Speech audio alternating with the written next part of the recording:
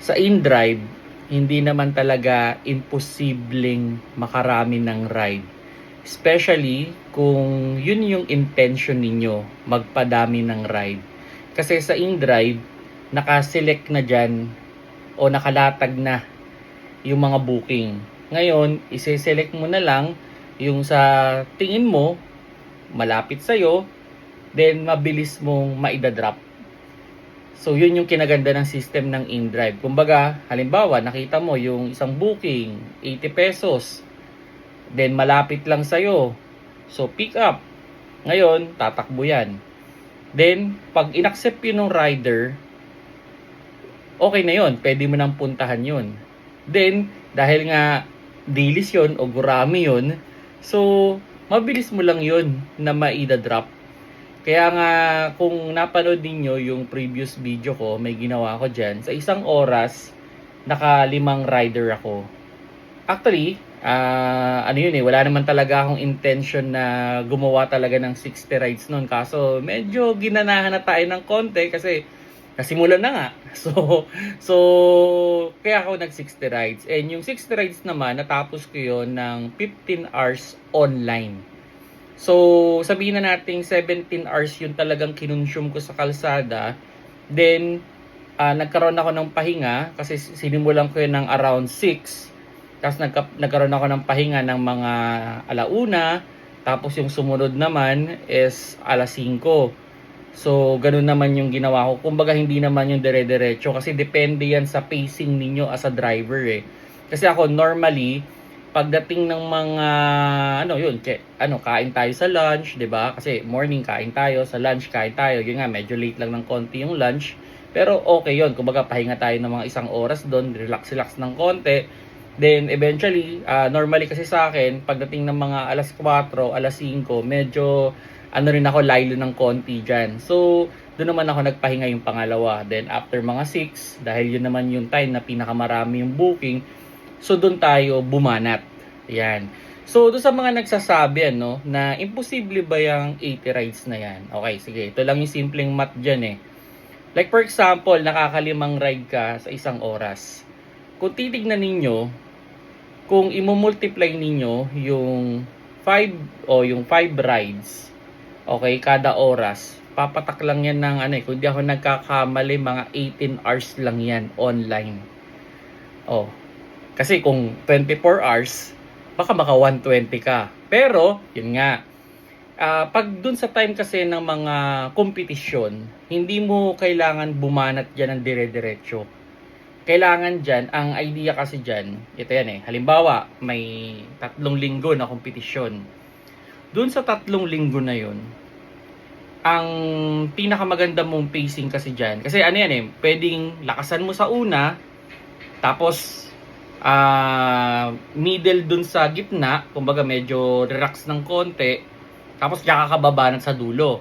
Or pwede namang banat, tas medyo kung lobat ka na, pahinga. So depende talaga sa pacing ninyo, Meron naman na parang sa una pinakikiramdaman pa lang, sunod kung okay, then o-okayhan nila. So depende talaga sa nagiging pacing kasi ito yung reality dyan Pag maganda na yung standing mo o maganda na yung ride mo, ako kasi ito yung ginawa ko Nung unang linggo, maganda na yung ride ko Sabihin na natin on my estimate, kung di ako nagkakamali, naka 400 rides na yata ako nun So sa 400 rides na yun, I think maganda na yung pacing ko nun. So, ang naging problema, dahil maganda na yung pacing ko ng first week, medyo lumalahilo yung second week nun. Kasi aalagaan mo na nandito ka na Kumbaga maganda na yung standing mo So ngayon sa second week, aalagaan mo ngayon yun. Kumbaga normal pacing ka doon. Then sa third week, mas aalagaan mo yun. Kaya may mga pagkakataon na pwedeng sa last week nalolobat ka ng konti,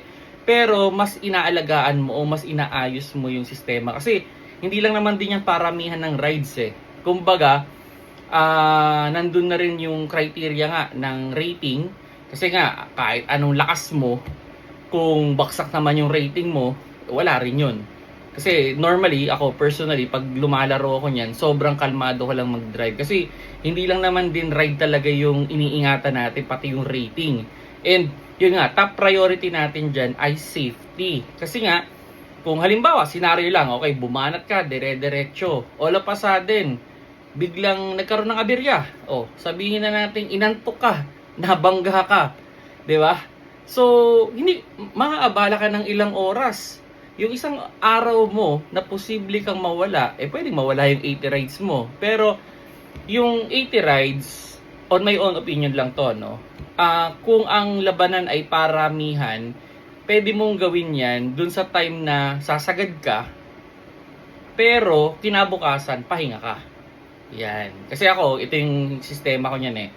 Normally, ano yan eh, ang pinaka-minimum ko nung that time, mga 70. 70 yung pacing ko nun eh. Halos araw-araw 70. Tapos, ang pinaka-mahina ko talaga niyan, normally, Sabado-Linggo. Yun talaga yung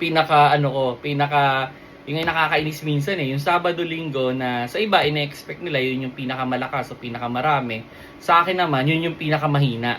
Yun yung mga tipong 60 lang, ganon. 60, 55, ganon. Pero, pagdating ng mga Monday to Friday, diyan ako bumabanat ng mga 70. Yan, 60, 70, ganon. Yung 80 na yan, hindi ko yan tinarget that time. Kasi, masyado mapapagod. Yun nga eh. Kasi, hindi lang naman ito yung isang araw lang na laban eh. Like for example, yung nga nakaraang Platinum Challenge, 3 weeks. 3 weeks yun eh, yung span nun. So, hindi ko pwedeng isagad yung sarili ko dun sa first week. Kasi ang pinaka-idea nun, kailangan dun sa pinakahuling araw, may lakas ka pa rin. Kasi yun nga eh, umabsent ka lang ng isang araw, pwede nang lumamang sa'yo yung kalaban mo ng 50 rides. Yan. So, yun, sa mga, alam ko, maraming na-inspired, no? Maraming na-challenge doon sa mga ganitong klase ng setup. Ang pinakapayo ko sa inyo, huwag sasagad. Kailangan dyan ito, aralin ninyo yung sarili ninyo. Aralin ninyo yung pacing ninyo. Aralin ninyo yung body clock ninyo. Kung saan ba kayo pinaka-komportabling mag-drive, doon kayo mag-online. At sa time na pinaka-delikado kayong mag-drive, doon kayo mag-offline. Like ako, ito sige. For example na lang sa akin. Normally, ang pinaka-komportable kong gumising talaga ay alas 6 ng umaga. Yan. And ang pinaka hindi ako okay na o yung pinakasagad ko na normally ay hanggang alas 2 ng madaling araw. Pero hindi ko na yun inaabot. Kaya ang nangyari, talagang yung from alauna na yan hanggang alas 6, tulog ako niyan. At ito pa yan. Bawat mga 5 oras kong drive, may 1 oras talaga akong pinapahinga dyan. Kasi ano yan eh, hindi ka rin naman nakakapag-isip ng maayos kung lula ka. yan ang reality rin. So, kailangan kasi dyan yung presence of mind din talaga. Yung tama yung magiging decision mo dun sa bawat sitwasyon na nangyayari. So, yun yung pinaka-idea no, nung ganyang paramihan ng rides. So, ang pinakakalaban talaga natin dito minsan talaga yung utak natin. Kasi ako personally, ito lang yan. Personally lang sa normal na araw ko, pag nakita ko yung rides ko na nasa 25 na, biglang nagsha-shutdown yung sarili ko. Kumbaga, napapagod ako. Now, kailangan mong i-overcome yun. Pag na-overcome mo yun, tas halimbawa, nandun ka na sa mga tipong 35, tapos mahaba pa yung oras mo, gaganahan ka ng gaganahan nun. Yun, doon na dumadami yung rides natin. And, meron syempre mga golden hours dyan na dapat online tayo. So, yun lang yung explanation ko dyan sa 8 rides na yan. Sa system ni InDrive na driver ang nagsiselect, hindi imposible ang 80 rides. Meron na nga nag-post ng 90 rides at nakakatakot na baka sa susunod na panahon meron ng mag 100 rides dahil sa ganda nung setup ng system ng InDrive. So yun nga paps no, sana nagustuhan niyo yung video. Kung nagustuhan niyo, paki-like naman dyan.